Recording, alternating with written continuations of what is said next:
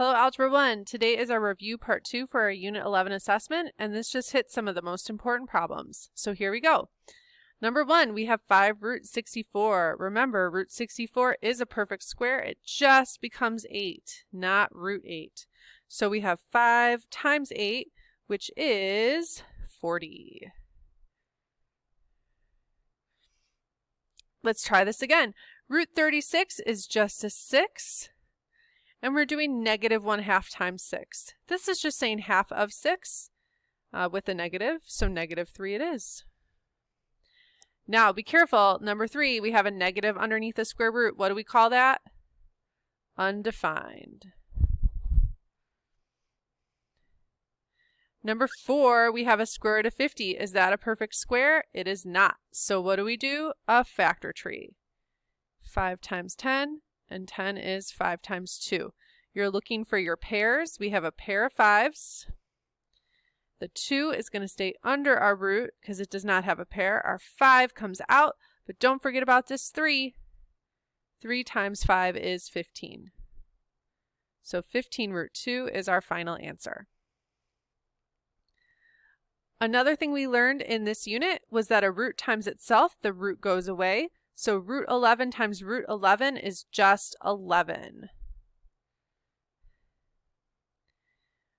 We also talked about how to multiply radicals.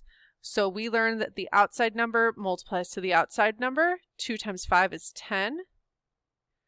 And we learned that the inside number multiplies to the inside number. 6 times 3 is 18. But don't forget, you still need to do your tree if you have any pairs. So 18, I know, becomes 9 and 2. And 9 is 3 and 3. That is a pair of 3s. So our 2 is going to stay underneath the root, and our 3 will come out front. But again, just like before, don't forget about that number that was there. In this case, it's 10. And 10 times 3 is 30. Root 2.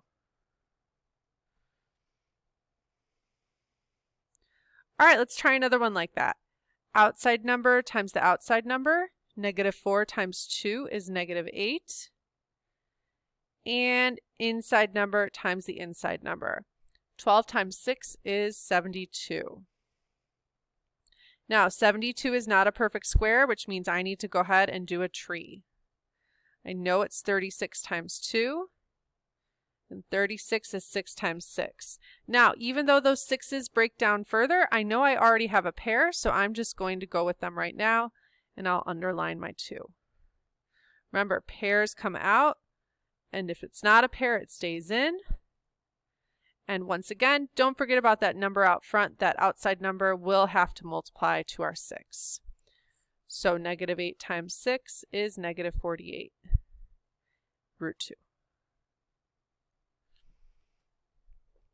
Now, number 8 and 9, we have some variables that we're dealing with underneath our square root. So for our regular number, for our square root of 9, we know this is just a perfect square, so it becomes a 3 just like normal. For x to the 8th, that means that we have 8 x's. And again, you're looking at how many pairs there are. There are 4 pairs. And that's why we take out x to the 4th. So really, you're just dividing that exponent by 2. Y to the 7th, there are 7 y's. So let's look at how many pairs there are. 1, 2, 3. And we have 1 y that's left over, this guy right here. So that's why we have 1 y stay underneath the root, and then there are 3 pairs that come out.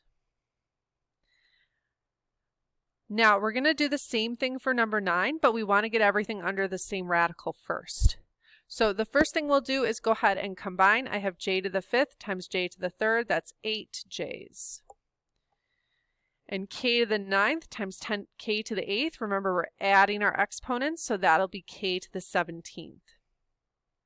And now let's use what we just talked about. J to the 8th means there are 8 j's. How many pairs is that? There are 4 pairs. So j to the 4th. K to the 17th. That's an odd number. That means there's 1 k left underneath the square root, and now I'm down to 16 k's, and how many pairs are there for that? There are 8. So 8 k's come out. and 1k stays in. Let's talk about dividing next. So when we're dividing by a radical, we can't keep that radical in the denominator. So it either needs to divide with a radical that's on top, or we need to do something called rationalizing. So since number 10 doesn't have a radical on top, I'm going to rationalize. And to do that, I just multiply on top and bottom by the square root that's in the bottom. 3 times root 6 is just 3 root 6. And root 6 times root 6, a root times itself, the root goes away, it's just a 6. And then your final step is to go ahead and check your outside numbers and see if they divide. So if I do 3 divided by 6, I do want to math frac that. It gives me 1/2. And then you'll just leave that root 6 on top. Now, we don't have to do that in number 11 because if you see, these radicals can divide. Root 14 divided by root 2 is just root 7. We also should divide our outside numbers. 8 divided by 6, math frac, that's 4/3. So 4 root 7 over 3. And the last one of these, again, even though you may want to divide this 16 and this 8, you can't do it. One is an outside number and one is an inside number. So again, we will have to rationalize. 16 times root 8 is just 16 root 8. Root 8 times root 8, a root times itself, the root goes away. And before you go ahead and divide that 16 and 8, this factor, or this radical can be broken down. So let's do that first. 4 times 2, 2 times 2. We have a pair of 2's. So that root 8 becomes a 2 root 2. Don't forget about the 16 in front, and then we're dividing by 8. So you can see you actually have more outside numbers than we thought. 16 times 2 over 8. Gives us 4. And then you'll just have that root 2 as well. All right, the last two that we're going to talk about are finding the area. So again, area is just multiplying. So we're going to multiply the outside number times the outside number. 3 times 3 is 9.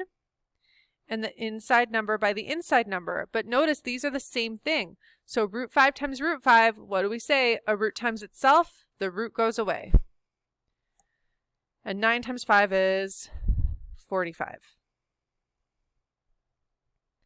Last one. Outside number times the outside number. This is like a 1. And inside number times the inside number. 7 times 14 is 98. But we do have to break that down. So I'm just going to use the 14 and the 7 I just used. And 14 I know is 7 and 2. So we have a pair of 7's here. And we'll underline our 2. Remember, pairs come out. Underlines stay under the root. And don't forget about that 5 in front. So finally, 5 times 7 is 35 root 2. And that's your area. All right, I hope you're all ready to go and prepared for your Unit 11 assessment, and I hope you have a great day. Bye.